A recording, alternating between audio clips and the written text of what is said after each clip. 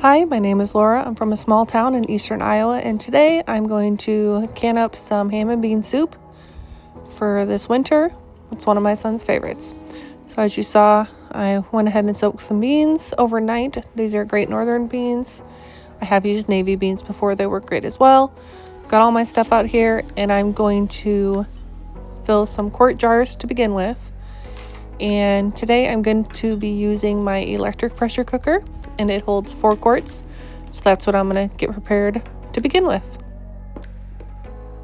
On this particular day, my husband's grandma, so it would be my son's great grandmother, came up for a few hours and hung out with Oliver and, took care of him so I could get something done for me. And for me, it's canning. I love this. It's just a lot of fun for me, and it satisfies me. So they're in the living room, watching Bluey, playing who knows what, just having a ball. And I can hear him laughing, and that just fills my heart. I'm just spending some time opening everything. I have all of my measuring utensils ready to go with each item. Last night, before I went to bed, I cut up the carrots, onions, and celery along with soaking my beans, so that way everything would just run a little smoother today. So getting all that prepped out, and we will get started on filling some jars.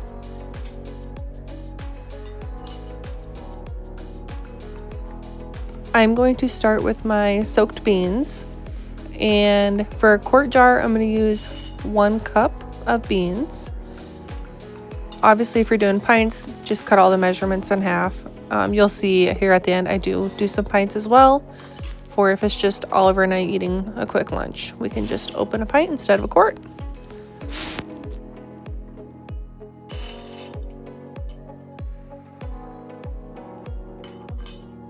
Then I'm going to go in with about a 1/4 cup scoop of diced celery.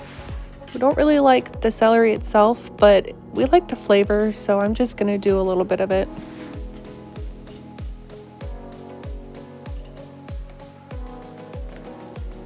And then for the onion, this was a very strong onion, but I was crying through this whole thing when the onion bag was open. I'm doing 1/3 cup of diced red onion.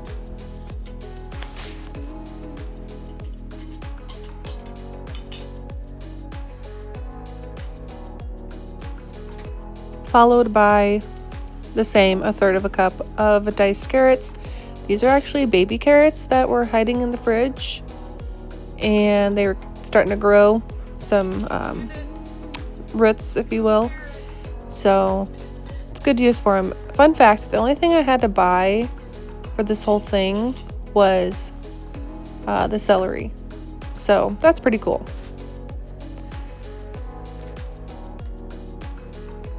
So I went ahead and diced up some ham. I still have a whole nother chunk that's frozen, but this was thawed out, so I got it diced up. I'm doing about 1/2 cup of diced ham.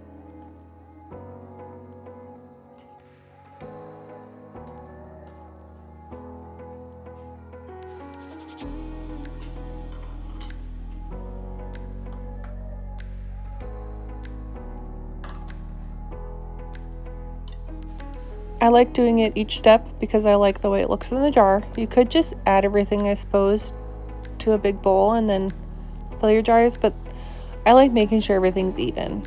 So now I'm going in with about a tablespoon of this minced garlic. I'm all out of my stuff I grew last year, my garlic I grew last year, and unfortunately my garlic didn't come up this spring, which is so sad, but we had a very weird November, and I'm wondering if it tried to grow then, but that's okay. I will use this stuff until I can plant and harvest it again. So I'm now moving on to my other spices, and I was gonna use this like 1/4 teaspoon, but then I remembered that I had this cute little set that I got for Christmas from my mother-in-law, so I'm doing a pinch of black pepper in each jar.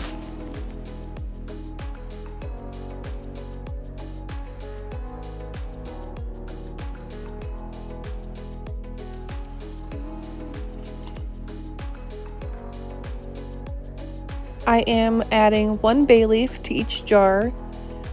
You'll want to make sure that you remove it before you eat the contents of the jar, but it does give really good flavor, so don't forget to add that into each.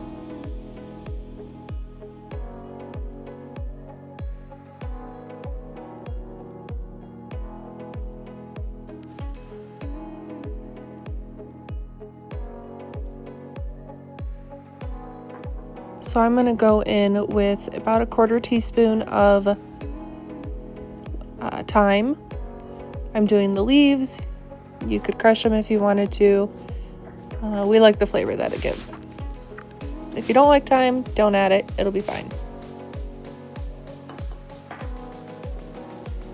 Followed by a good teaspoon of dried parsley. I do have fresh from the garden, but because I'm going to can it anyways, I just decided dry is just fine.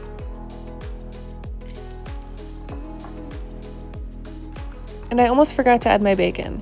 So I'm using these, bacon bits or whatever from Costco, and I'm doing about the equivalent of 2 tablespoons in each jar. I don't know if it's like the smokiness I like, but it just adds a different depth. And if my husband's concerned, you can never have too much meat. So 2 tablespoons approximately in each jar.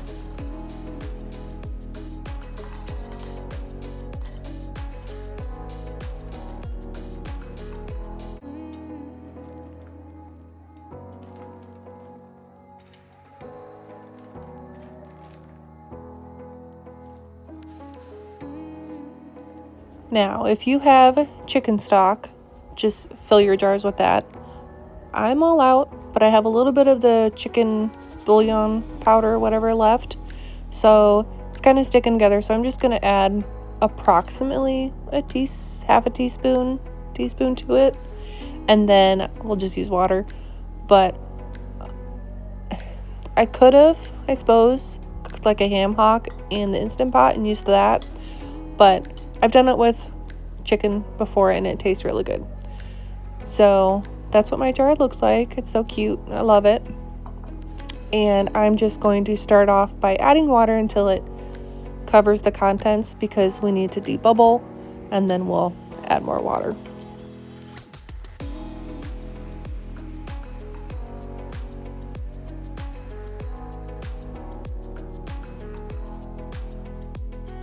I'm so grateful that Oliver's Gigi came today.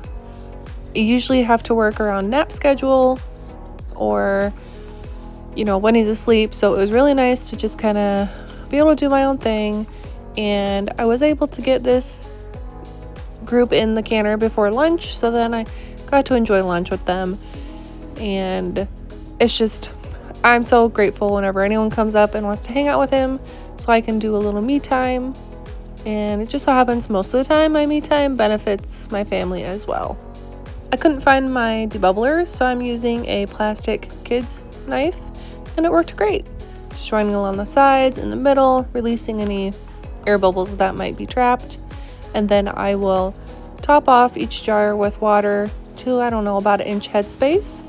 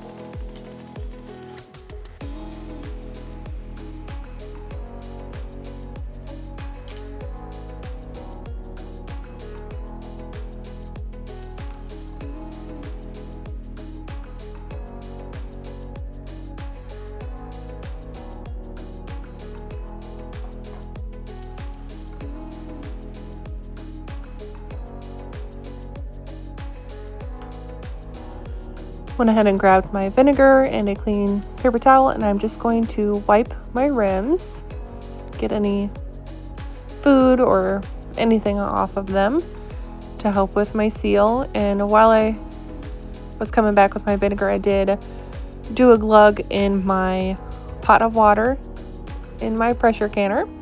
It just helps reduce that nasty mineral film that tends to show up, especially when you have as hard of water as we do.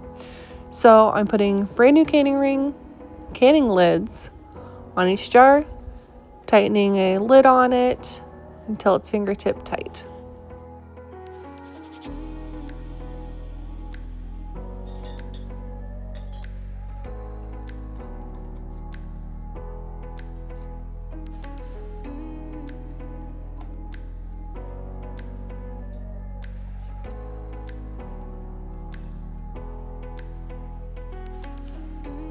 All right, these 4 are ready to go in the canner. Now, important to note that my water in here is cold and the contents of my jar are cold. You want them to be the same temperature. So I'm going to get these put in.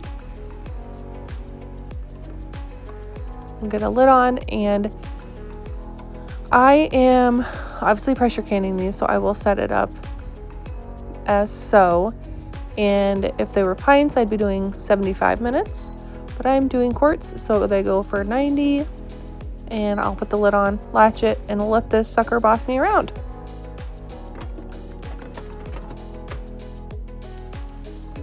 Well, we lost one.